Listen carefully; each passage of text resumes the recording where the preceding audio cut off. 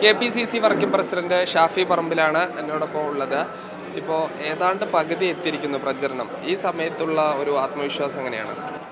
കൃത്യമായിട്ടുള്ള ആത്മവിശ്വാസമുണ്ട്. അതിൻ്റെ കാരണം ഞങ്ങളത് പ്രകടിപ്പിക്കുന്നതിൻ്റെ കാരണം താങ്കൾ സൂചിപ്പിച്ചതുപോലെ പകുതി എന്ന് പറയുമ്പോൾ ഞങ്ങളെ സംബന്ധിച്ചിടത്തോളം പര്യടനം അത് വളരെ ഭംഗിയായിട്ട് നടക്കുന്നു. അപ്പോൾ ജനങ്ങളെ കാണുന്നുണ്ട്, ജനങ്ങൾ സ്ഥാനാർത്ഥിയെ കാണുന്നുണ്ട്, സ്ഥാനാർത്ഥി ജനങ്ങളിലേക്ക് ഇറങ്ങുമ്പോൾ കിട്ടുന്ന റെസ്പോൺസ്, ജനങ്ങൾക്കിടയിൽ ചർച്ചയാവുന്ന രാഷ്ട്രീയ സാഹചര്യങ്ങൾ, ഇപ്പോൾ ഇവിടെ ശ്രീ KC വേണുഗോപാൽ MP ഉൾപ്പെടെയുള്ള ആളുകളുടെ സന്ദർഭത്തിന് ശേഷം ഉയർന്നു വന്നിട്ടുള്ള രാഷ്ട്രീയ ചർച്ചകൾ, ഇതൊക്കെ ഞങ്ങൾക്ക് ഫേവറബിൾ ആയിട്ടുള്ള കാര്യങ്ങളാണ്, സിറ്റുവേഷനാണ്.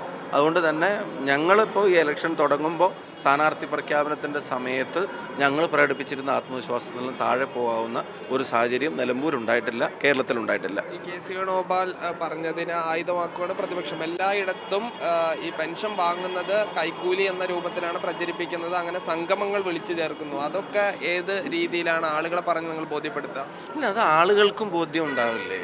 ഇപ്പോൾ സംഗമങ്ങൾ ഇവർ വിളിച്ചു ചേർത്തെന്ന് വെച്ചാൽ അവർ ഭീഷണിപ്പെടുത്തിയ ആളുകളെ പങ്കെടുപ്പിച്ചു എന്നുള്ളത് കൊണ്ടൊന്നും ഇപ്പോൾ ആളുകളുടെ ബോധ്യത്തെ മാറ്റാൻ കഴിയില്ലല്ലോ. അദ്ദേഹം പറഞ്ഞത് എന്താ? അതെല്ലാ മാസവും കിട്ടിയാൽ അവർക്കൊരു മരുന്ന് വാങ്ങാൻ, അവരുടെ അത്യാവശ്യ കാര്യങ്ങൾക്ക് അത് കൃത്യമായിട്ട് ഉപയോഗിക്കാൻ കഴിയുമല്ലോ. തെരഞ്ഞെടുപ്പ് വരുമ്പോൾ ഗഡു കൊടുക്കേണ്ട ഒരു കാര്യമല്ലല്ലോ പെൻഷൻ.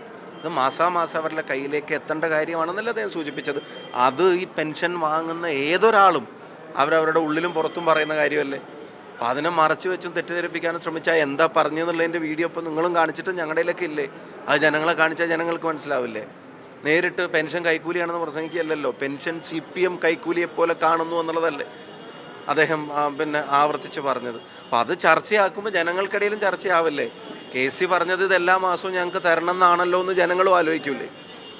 അതോടൊപ്പം തന്നെ ഈ മലപ്പുറം വിരുദ്ധ പരാമർശത്തെക്കുറിച്ച് വിജയരാഘവൻ പറഞ്ഞത് പ്രതിപക്ഷ നേതാവും പ്രതിപക്ഷത്തുള്ള താങ്കൾ ഉൾപ്പെടെയുള്ള ആളുകൾ അതിനെ വർഗീയമായി ചിത്രീകരിക്കുക എന്നുള്ളതാണ് വിജയരാഘവൻ പറയുന്നത്.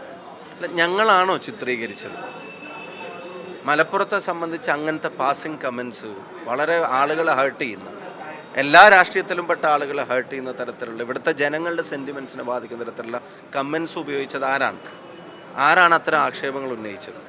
ആരാണ് അത്തരം ഇൻ്റർവ്യൂ ഇംഗ്ലീഷ് പത്രത്തിൽ തന്നെ വേണമെന്നുള്ള വാശിയിൽ ഇങ്ങോട്ട് വിളിച്ചു വരുത്തി കൊടുത്തത്? ഇതൊക്കെ ചെയ്ത ആളുകൾ ഞങ്ങളെ ആ ചേരിതിരിവിൻ്റെ ഉത്തരവാദികളാക്കി മാറ്റരുത്. ഞങ്ങൾ പറയുന്നതിൻ്റെ കൗണ്ടർ നെറേറ്റീവാണ്.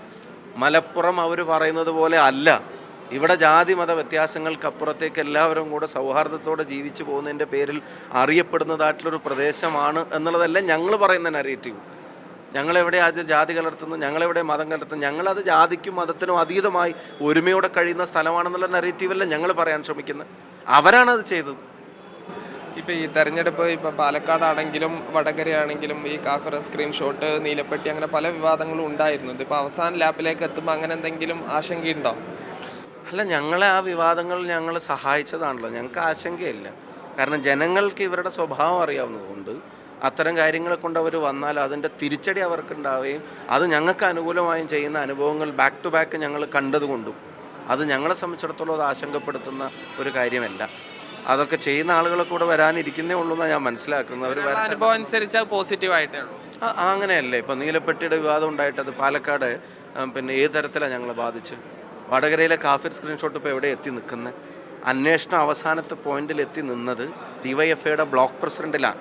അദ്ദേഹത്തിന് ഇത് എവിടെ നിന്ന് കിട്ടി എന്നുള്ളത് ചോദിക്കുമ്പോൾ കൃത്യമായിട്ടുള്ള ഉത്തരം പറയുന്നില്ല, അന്വേഷണവുമായി സഹകരിക്കുന്നില്ല എന്നുള്ളതാണ് പോലീസ് കോടതിയിൽ കൊടുക്കുന്ന മറുപടി. യൂത്ത് കോൺഗ്രസ് ബ്ലോക്ക് പ്രസിഡന്റോ യൂത്ത് ലീഗ് ബ്ലോക്ക് പ്രസിഡന്റോ അല്ല, DYFIയുടെ ബ്ലോക്ക് പ്രസിഡന്റ്. അതൊക്കെ സ്വയം കൃതാനർത്ഥങ്ങളാണ്.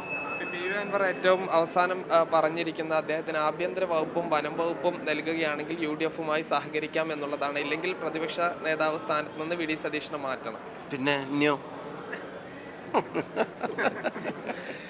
എന്തായാലും തെരഞ്ഞെടുപ്പ് പ്രചരണത്തിൽ ഷാഫി പറമ്പിൽ അടക്കമുള്ള നേതാക്കൾ സജീവമായി തന്നെ ഉണ്ട്. ഈ UDF വലിയ ആത്മവിശ്വാസത്തിലാണ്.